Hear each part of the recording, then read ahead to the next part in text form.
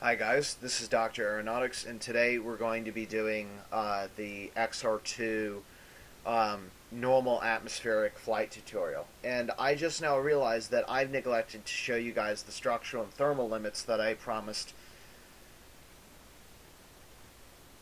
What do you want me to do about that? Right then.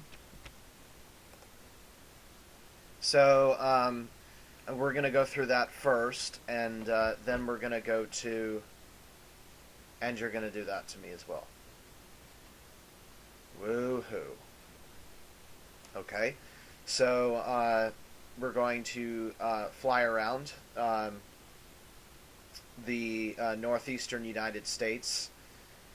This way we can get a sort of full tour of the nation, because I think with the Delta glider we flew around Florida, and now we're flying around the Northeast. The next atmospheric tutorial that we do will be in the Southwest. So, without further ado, I'm going to go into this now. And I'm going to be doing the XR2 tutorials a little bit different than the Delta glider. The Delta glider was more about teaching people how to do stuff. In the XR2, it's going to be more explaining things as they happen. Because I kind of fly the XR2 a different way. The Delta glider I sort of fly with analytics and math, and the XR2 I kind of fly with just feels right. And I think that's because there's so many instruments presented on the panel that I really don't have to make any real calculations. So it's just about looking at stuff and saying, is that right or not? Okay, so I'm going to explain all of this stuff now.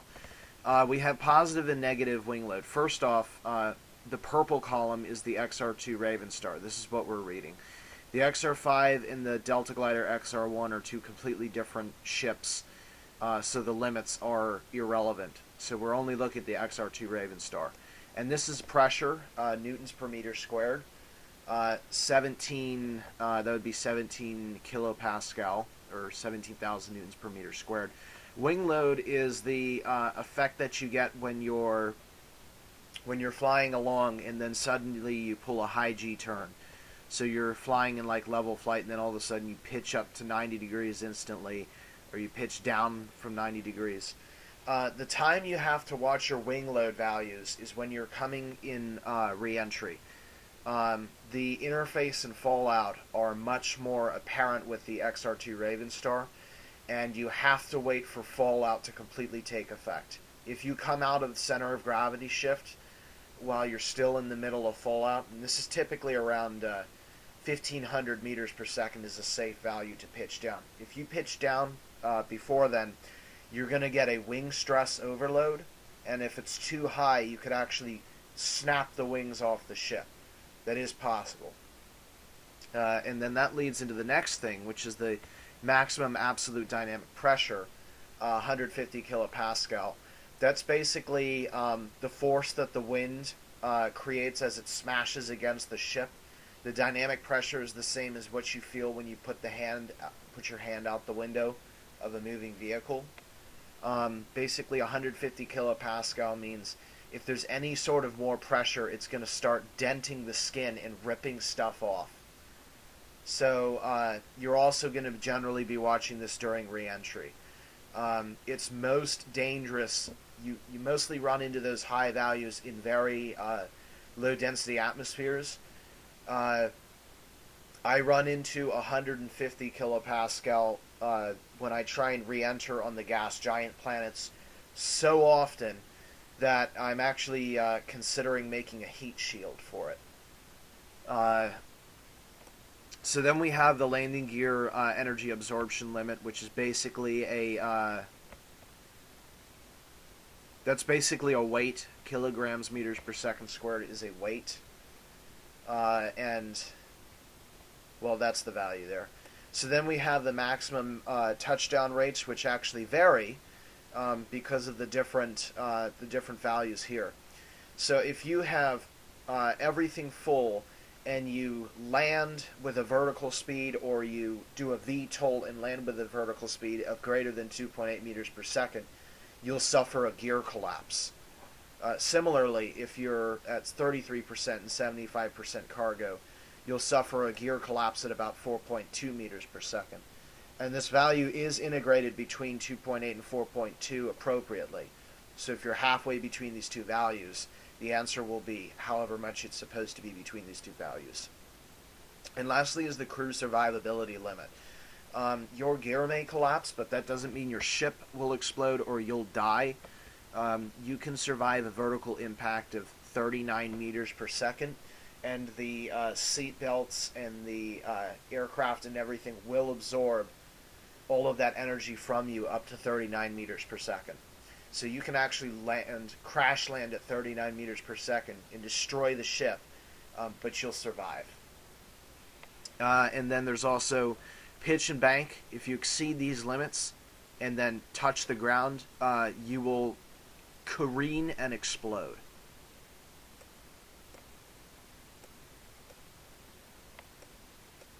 So then the next thing is the dynamic pressure with the radiator deployed. Like I showed you, it was basically a thin fin. So because of that, it's much higher than the Delta Glider 4's like 1.5 kilopascals. This can handle 16, so you can actually fly in the atmosphere with it open if you slow down. It's very inefficient, but you have to do it for long distance flight. The last thing is the dynamic pressure with the cabin hatch, and that's the same basic thing. It's basically how fast or how much wind is going across it before you're concerned it's going to rip off. And then there's also the docking port and the nose cone.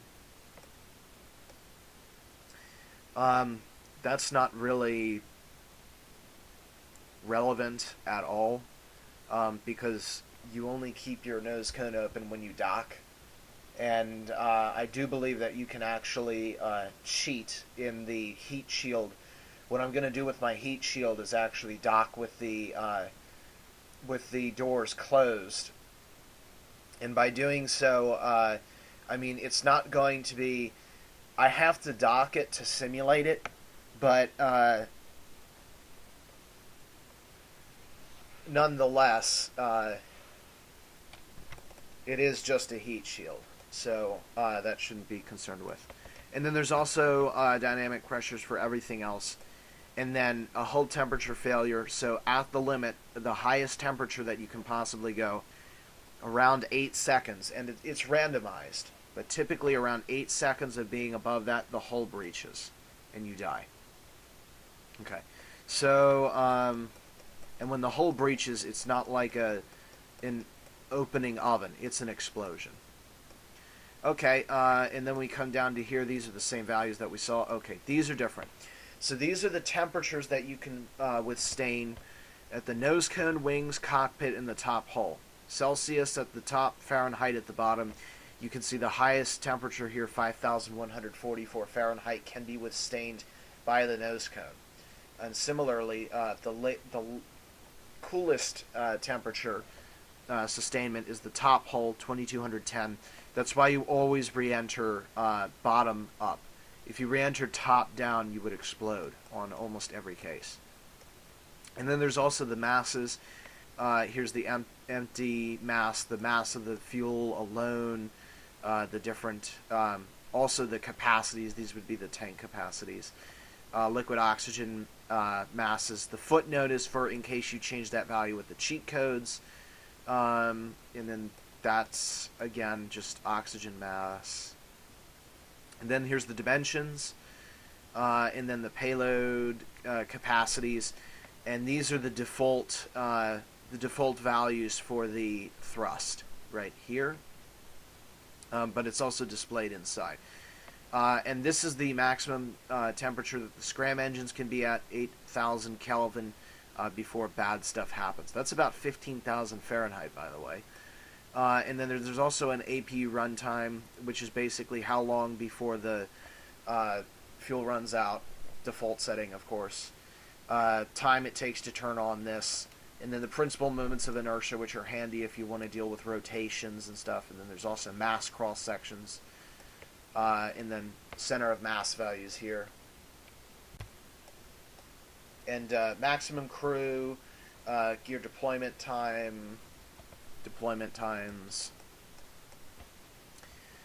This is the time it takes the working airlock to pressurize, 28 seconds, and then we have opening and deployment times that are here as well. Line pressures for reference, normal internal coolant temperatures, and maximum sustained. And then, of course, the transponder, which you can change, the docking port, gear compression, and the force that the wheel brake uses. Okay, and that would be it. So without further delay, we're going to board the XR2. Okay, so here is our XR2 Ravenstar. In the tutorials, I'm going to be demonstrating various skins so that you can see them. This one is the Angel Blue skin. So I'm using that now. The only thing that changes with them is the exterior color. That's the only thing that the skins change. And it is at Washington Dulles International Airport. So this is an add-on. This is what Dulles Airport looks like. You can see there are airplanes here parked at the terminals. And we're going to fly to Stewart International, which is outside of New York City. So this will be a quick flight. We are off on the ground, and we're ready to go ahead and start up. So the first thing that we want to check, but I've already taken care of it, is that the coolant temperature is within normal range, and the external cooling line is hooked in, which of course it is. So we're fine there. So the next thing that I want to do is go ahead and close the cabin hatch, which is open up here. And to do that, we're going to have to turn on the auxiliary power unit. So we're going to turn that on now. And see, now when I hear that sound, I know I'm either going to do a re-entry, or I'm going to do an atmospheric flight. So that helps me pay attention when I have to. So we're going to go ahead and close this now.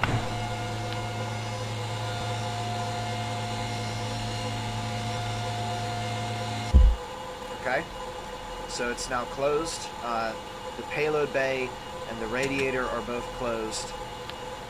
So that works as well.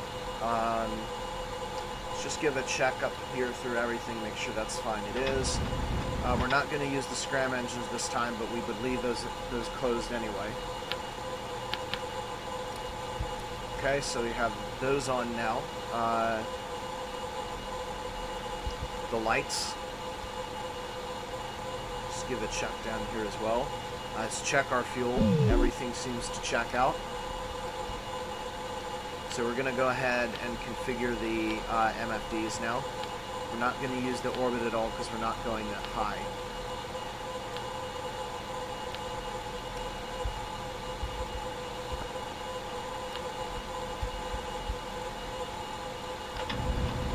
Okay, so there it is, Stewart International. Information. APU running. Okay, so it's basically telling me that I don't need the APU on right now, but I need it anyway. Pitch on. Because I've just gone to turned on the air flight control services. So there it is there, about 400 kilometers away. The next thing we need to do is turn on the HUDs. The thing is already red, so that's all set here. And then we're going to turn on the territory HUD, which is of course very hard to read because we're in the lower atmosphere. And turn on the secondary HUD to 3, the atmospheric mode. So this is the altitude in feet, so I don't have to give call-outs anymore. And the altitude in meters and kilometers, dynamic pressure in PSI, and well, static and dynamic pressure, mass in pounds, vertical speed in feet per second and meters per second, velocity in Mach and miles per hour. So no matter where you are, unless you have weird units like the slug, then you should be able to read everything without my calling out.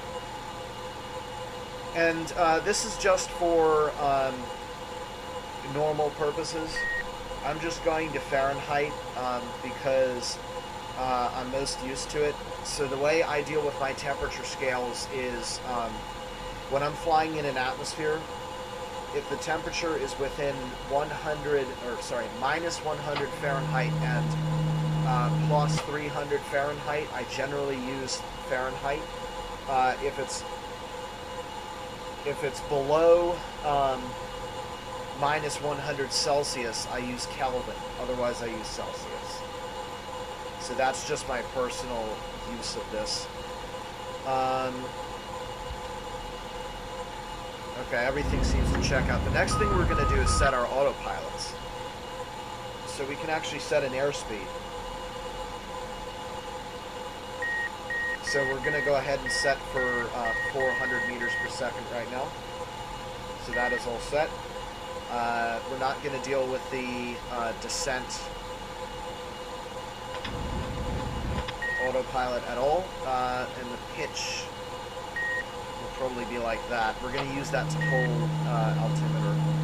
And this is, yeah, that's just diagnostics.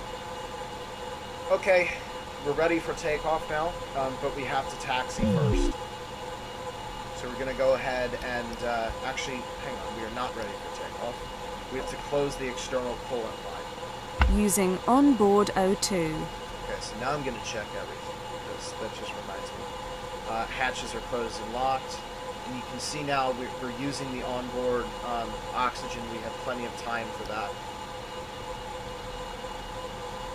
And the flight has to be fast, faster than 110 minutes when this APU fuel will run out. Okay.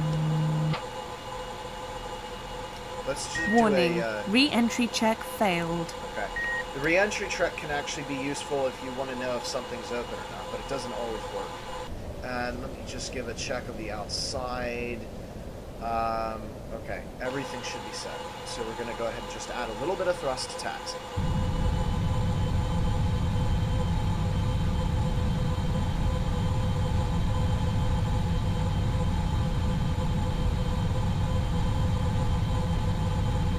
So we're holding about 6 miles per hour right now.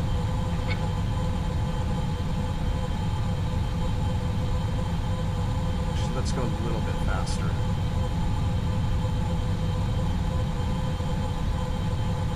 There we go, we're holding about 13 now. I prefer low taxi speeds to start, although they're actually more inefficient, because the engines are on for less time if you move faster. It's just a fuel efficiency thing. Okay, I'm cutting off the engines now. We're actually going to need a little bit more. Is it moving as fast as I thought? Just get lined up with the center line. Okay, we're stopped now, so now what I'm going to do is add a little bit of elevator trim here. That's done. Okay, so now we're going to do the takeoff roll. And the way this works is I'm going to accelerate, and when I reach 100 meters per second, the computer will incorrectly call out 100 knots, which is not the case. It's 100 meters per second, which is entirely different. 100 meters per second is nearly 200 knots. And then it's going to say rotate, and then when it says that, we basically add an up pressure on the joystick until the wheels come up. We'll hear that because of liftoff, and when that happens, we retract the gear, and immediately you see this thrust display here. This line right here marks the most fuel efficient value. We're going to decrease thrust to that value. One more thing. When we start flying, you'll notice that the outside air temperature will drop with altitude. The coolant temperature will continue increasing. And the ship will be hotter at the front than in the back because of dynamic pressure heating. Similar to re-entry, the Concorde, if you fly really fast, will heat up to 100 or 200 degrees Celsius. Okay, so we're ready for takeoff. So I'll just give a countdown from 5, 5, 4, 3, 2, 1, and advance to full power. Now the XR2 is much more powerful than the 100 knots. yeah, there it goes. Actually, no, that was correct. That was exactly. E1. Information. APU fuel 90%. Okay, so that was just giving me an update. Lift off. There's lift off. Gear So we're gonna up. put the gear up now. We're also going to turn eastward to the base now. Or to Gear the up target and base. locked. So you can see we just now hit 500 miles per hour.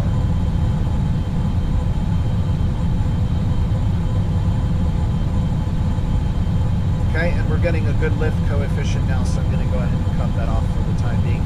You can see now there's actually quite a bit of difference. The front of the ship is now hot to the touch. It's 125 degrees Fahrenheit. I think maybe 25,000 feet would be an acceptable height to cruise at. We're at 13,000 now. So this is what the XR2 looks like when it's in flight. And that would be Washington, D.C. right there. Actually, that marker is actually off by a bit. That's actually the west of D.C. This is D.C. here. That's interesting. Right, we're coming up on 20,000 feet now, so I'm going to begin pitching down.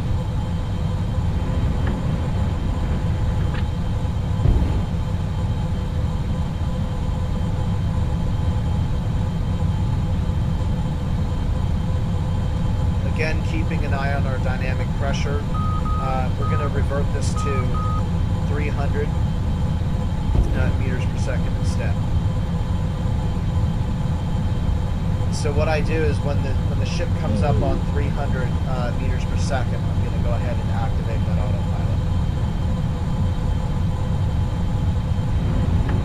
So a little bit more gas here.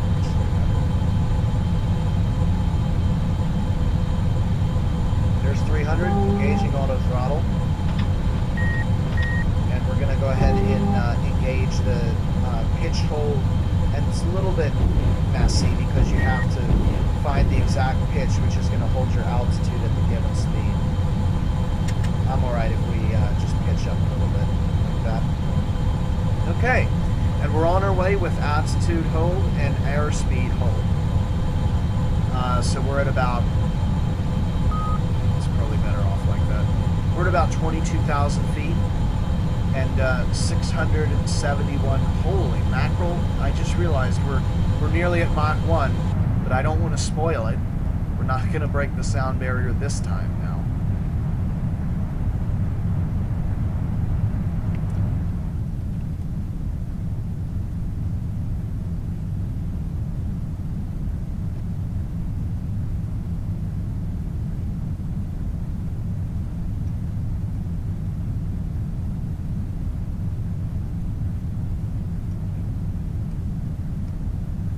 So we'll be flying over Baltimore as well. And I do believe as well that mark there is probably off as well because Baltimore is closer down to the river. And we can see now New York has come up over the horizon. Okay. Our fuel is decreasing way too fast, so we're going to break the sound barrier and go faster. So I'm going to disengage the airspeed hold, disengage the attitude hold, pitch up, and go faster. Because we're actually going to run out of fuel if we don't go faster. So, incorrectly, here comes the boom. Mach 1. So that was the sound barrier being broken. Realistically, you wouldn't hear it unless you were outside here. Because inside, the only thing that you get is a dynamic pressure drop for just the slightest amount of time. I know this because I've actually flown in Flight Simulator the Concorde and other supersonic aircraft, so I know how they behave. Okay, so now we're going to go ahead and hold 400, and it's just going to go all the way up there. Okay, let's try this again. So now we're at 27,000 feet. I'm actually a little bit concerned that we might not have enough fuel now, so I'm going to go ahead and open the scram doors and see what we get from the scram engines if I try turning them on. What? Whoops. I forgot that's also a key command for the yep. That's a key command for adjusting this value right here. Wow, 350 degrees Fahrenheit. And there now you just probably saw me do that. That was impulsive. I didn't really think about doing that. Okay. Scram engines. Okay. Do you hear that that whine, that whining sound? We're gonna turn north a little bit more. That low-pitched whining sound is the scram engines. They are actually working a little bit. Now you can see they're red hot. And there's two exhaust trails. That's our scramjet one, and this is our main engines one. So now the main engines have to work a lot less hard to get us moving. I'm going to go ahead and advance this to about 10 degrees now. So being 28,000 feet, this is about the altitude that a normal commercial airliner would fly. If you've flown before, the sky should look familiar. I've flown once, and I have to say it looks pretty similar to what I remember.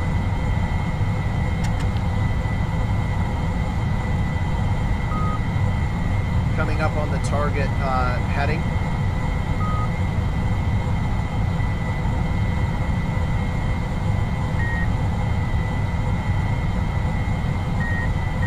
Still very hot. We're going to check on the coolant temperature now. It's 42 degrees Celsius. We're still doing all right. And the APU is about 85%. So these two values are what we're keeping an eye on here. And also the main fuel as well.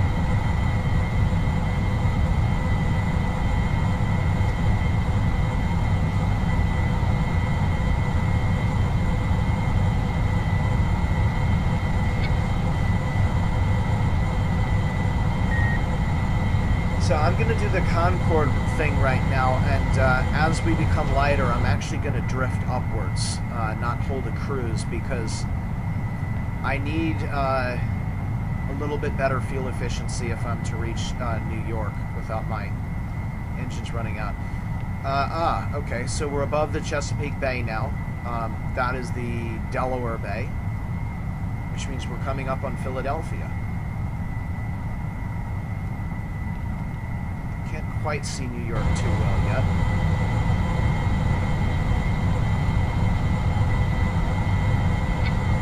Okay, and as we get higher, we're going to lose a little bit of our airspeed or our power. So I'm going to increase this, and that every time I increase that, it will give the scram engines just ever so slightly more power. I'm also really hot now, 400 Fahrenheit. Perfectly all right for the craft, although I don't want it to get too hot.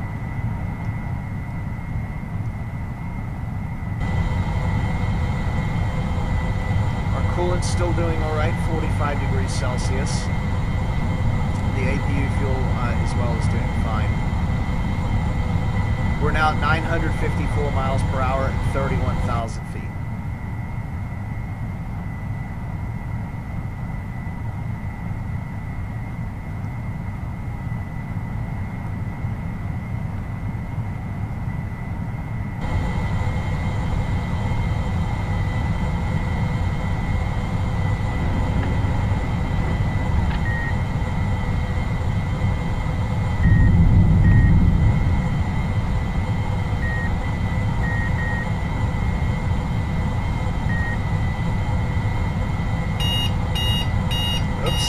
That was my timer.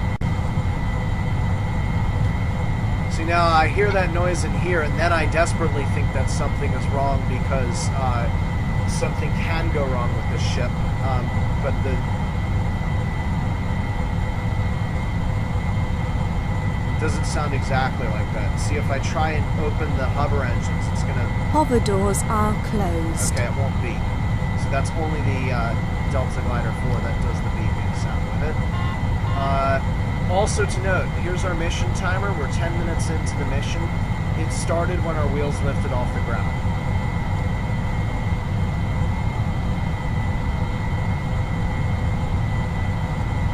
Okay, so we're coming up on Stewart International, and either something is wrong with the map, or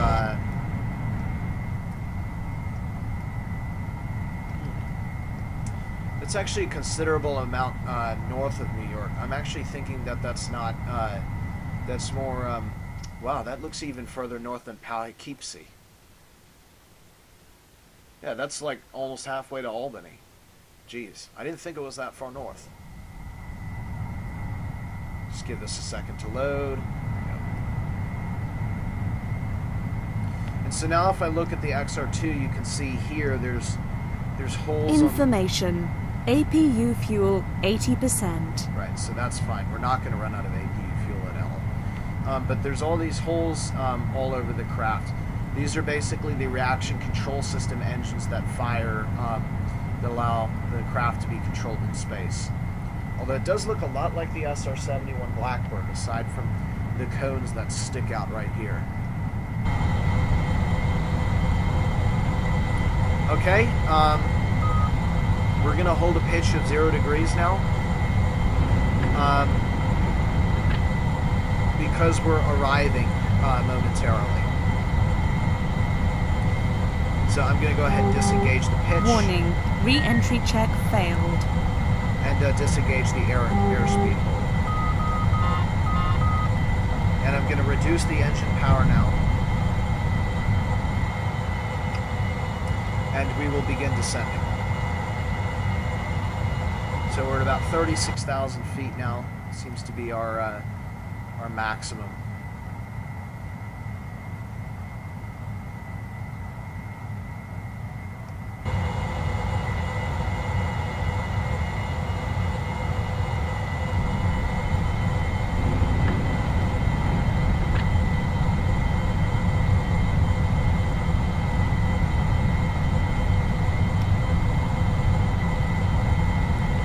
Okay, and we will lose power from our scram engines later on, but you can see they've actually done a great deal in making the ship lighter. Look at how low the scram reserves are. They're in the 60th percentile now.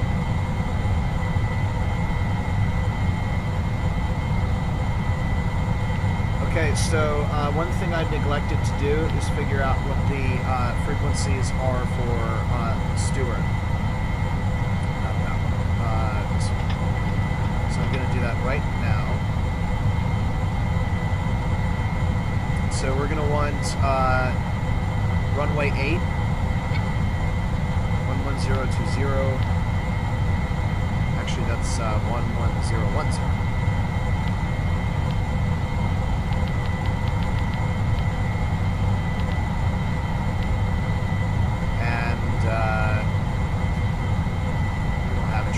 But we don't need one because we can see it just fine.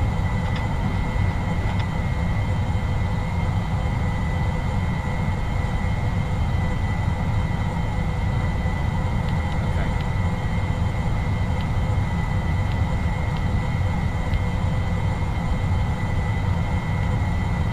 Subsonic. Okay, so we've just come through the sound barrier down. Again, unrealistic. Would not hear the sonic boom on board.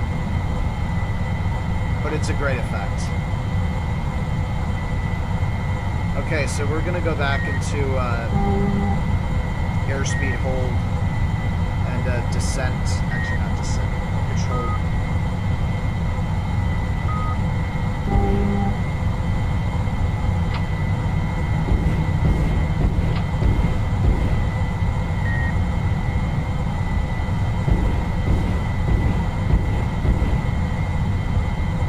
See, See, now what's going on is I'm too used to the XR, or not the XR2, the Delta glider.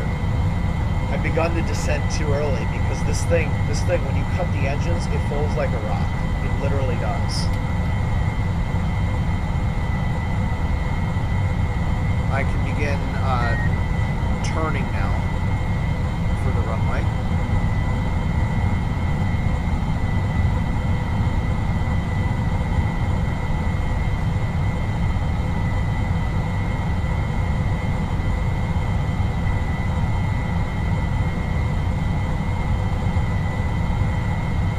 $5,000.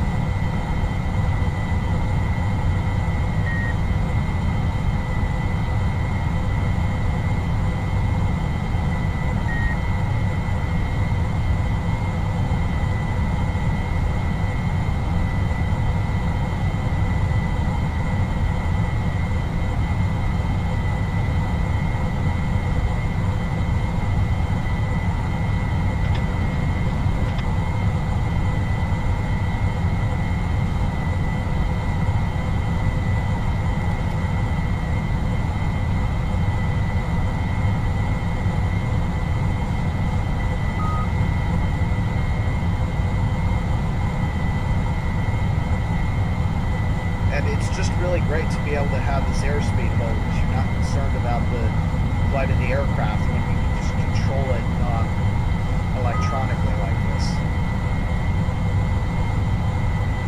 The only trouble you have with it is it's very difficult to hold an altitude to within a certain foot percentile, or a certain foot decimal. But it's a little bit easier if you can adjust the airspeed to match that flight dynamic. Okay, we're going to be getting ready for landing now, so I'm going to cut the scram engines now. And we have to shut the scram doors now. So you can see now they've just shut. And the main engines now have to work harder because we're not using 4,000. them.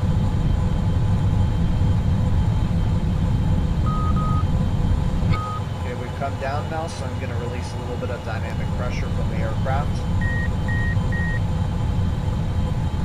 And the temperature is returned to a nominal Fahrenheit range.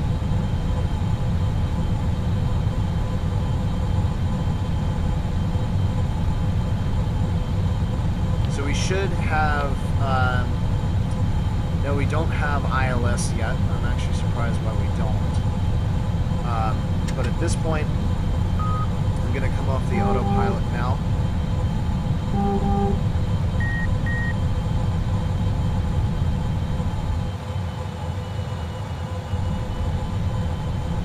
Okay, yes.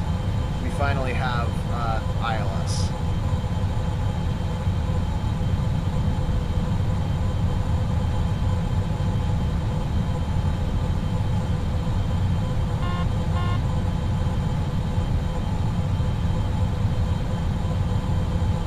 My hat switch can do this.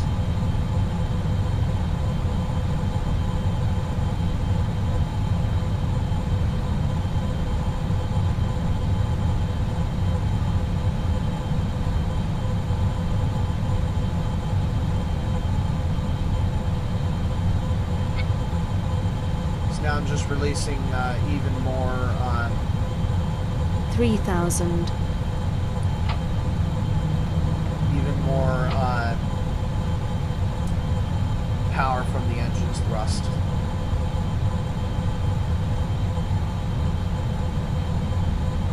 But you can see we're already falling again.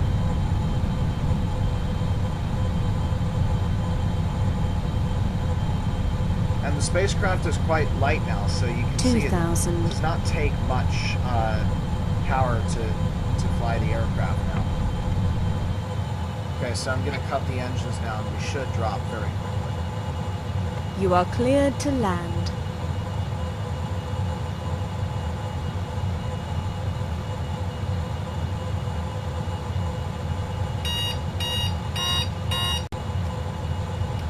We're a bit on the high side, so I'm going to open the air brake real quick. We're going to drop. 1,000. 900. Get 800. the gear down now. 700. 600. Gear down and locked. Just fix this. 400. 300. 200. 100. 75. 50. 30. 15. Still moving a little 15. bit fast. 10. 5. 1. Touchdown. Lift off. Touchdown. Not sure what happened there with the.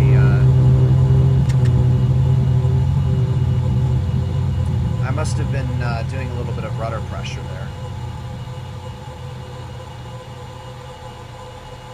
100 Like knots. when I touched down, I did a little bit of a drift.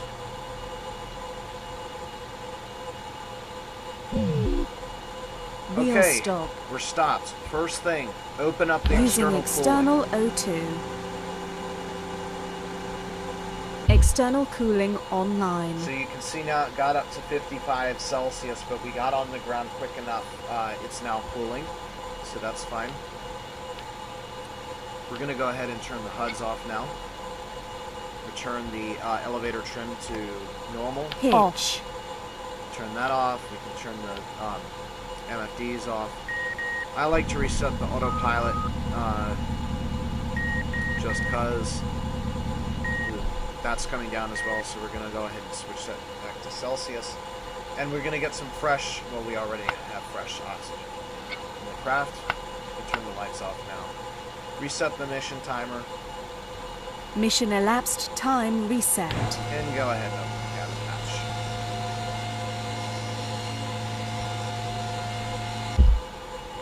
And so that now all that's left to do is to turn off the auxiliary power unit.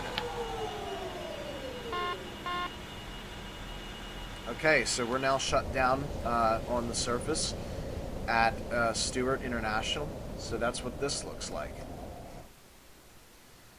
So that's, oh yeah, that's pretty darn far north of New York, actually. So this has been Dr. Aeronautics, and I will see you guys next time for a transatlantic scramjet flight. Bye.